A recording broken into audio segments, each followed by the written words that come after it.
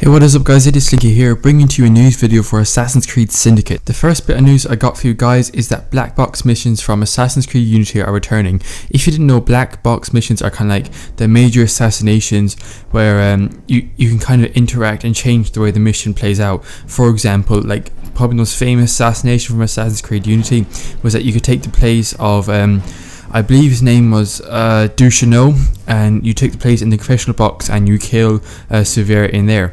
So basically those are returning, which is a very good thing, and something that I'm really happy to see is that lockpicking is making a return to Assassin's Creed Syndicate. Also, the entry points to a building will also be shown on the map, so you know where to go if you want to get inside the building to take out your target or clear out some guards first. A few days ago, Ubisoft uploaded a Gamers React to Assassin's Creed Syndicate video where they're taking feedback at different things like that, and we actually managed to see loads of different gameplay clips within the game, like improvements that they're making over the game.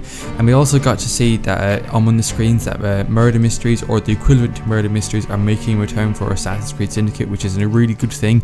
I thought Murder Mysteries made Assassin's Creed Unity's Paris feel a bit more alive, so I'm really happy that's making a return to Assassin's Creed Syndicate. Also within that video, we got to see that they changed up one of the most requested features is how to enter buildings. Before it was L2 and or left trigger, so LT on the Xbox. A lot of people had a problem with that. I personally didn't. I found it really easy to get into buildings, but they've changed it up so that when you actually go near a window, you just have to tap L1 and you'll actually enter it, instead of pressing L2 and trying to maneuver your way towards the window, which it got kind of awkward at times, but I never had much of a problem with it in Unity. So you just have to press L1 and the animation from Unity will play where he kind of pulls himself towards the window and hops in, which is I loved being able to enter windows. It made it so much more easier with in Assassin's Creed Unity, and they made it even easier in Assassin's Creed Syndicate. Like I discussed before in the Assassin's Creed Syndicate controls video, we learned that the whistle is returning, but another feature that's returning that was not in Unity as well as the whistle is being able to pick up bodies, which I'm really happy to see is returning, because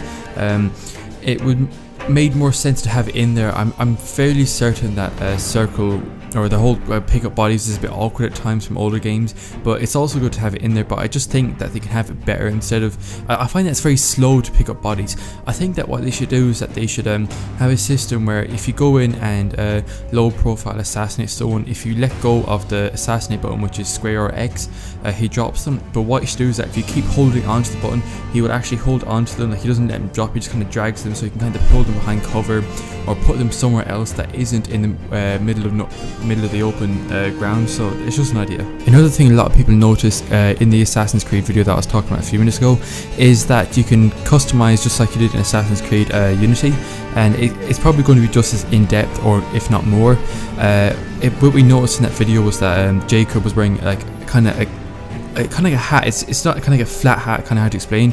I don't know the correct name of it. Instead of a top hat, which is really good, because I know some people aren't a massive fan of the top hat, but I'm also like really happy to see that customization is returning. But I hope it's more sensible. I found it a bit ridiculous that the best stealth outfits, like the best stealth hood in Assassin's Creed Unity, was a big massive feather on it with a big mask, which I thought was incredibly stupid, but let's not dwell on that. So yeah, customization is returning for Assassin's Creed Syndicate. The stealth for Assassin's Creed Syndicate has also been greatly improved. I loved the stealth in Unity when it worked, and that's the vibe I get from Assassin's Creed Syndicate, is that they're not harsh on the players as they were in Unity. Like if one guard found you, every guard knew you were there, but in this you can kind of mess up a little bit, and only guards in a general area of, like, let's just say a few meters around you, like let's say a little circle around them, will actually know that you're there, so they'll all come running towards you.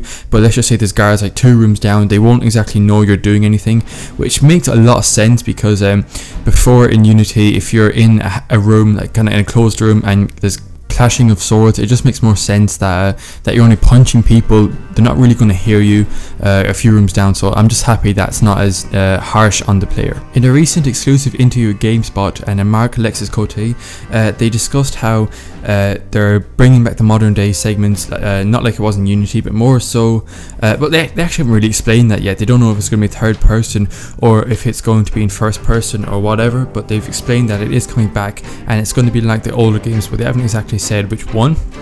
So I'm a bit skeptical about that, but they also said that everything's a cycle, and that the modern day in Assassin's Creed Syndicate is going to be a completely different cycle.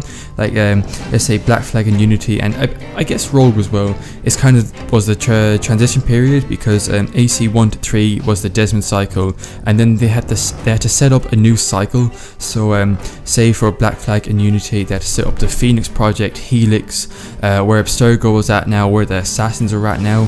So like what's her name, Lucy and Sean were infiltrating Abstergo, and data was being stolen and different things like that. So they have to set up this new cycle, and it's officially been set up, and it's going to be brought to the forefront for Assassin's Creed Syndicate, and it's not going to be left behind like in Assassin's Creed Unity.